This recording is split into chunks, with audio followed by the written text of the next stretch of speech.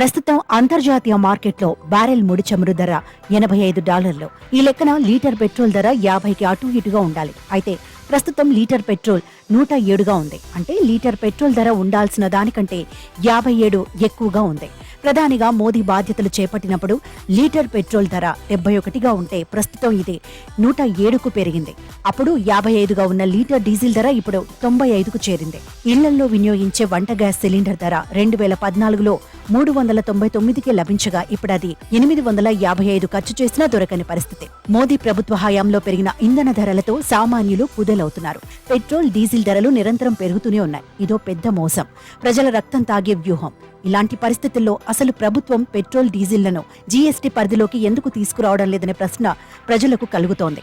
నిజానికి కేంద్ర, రాష్ట్ర ప్రభుత్వాలకు ఇంధనంపై పన్ను విధించే ప్రధాన ఆదాయ వనరుగా ఉంది. ఇది లేకపోతే ప్రభుత్వం లేదు.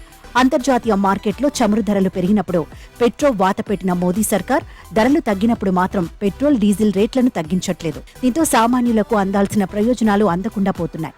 వివరంగా చెప్పాలంటే అంతర్జాతీయంగా క్రూడ్ ఆయిల్ ధరలు తగ్గితే దేశీయంగా పెట్రోల్ ధరలు తగ్గాలి. కానీ కేంద్రం ఇంధన ధరలను పెంచుకుంటూ పోతోంది.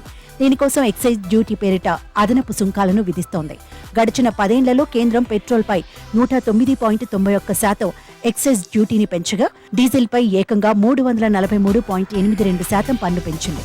ఈ మేరకు petroleum planning and analysis cell గణాంకాలు చెప్తున్నాయి. ఫలితంగా ఉక్రెయిన్ యుద్ధం సమయంలో చమురు ధరలు తగ్గినప్పటికీ దేశీయంగా పెట్రోల్ ధరలు మాత్రం తగ్గలేదు.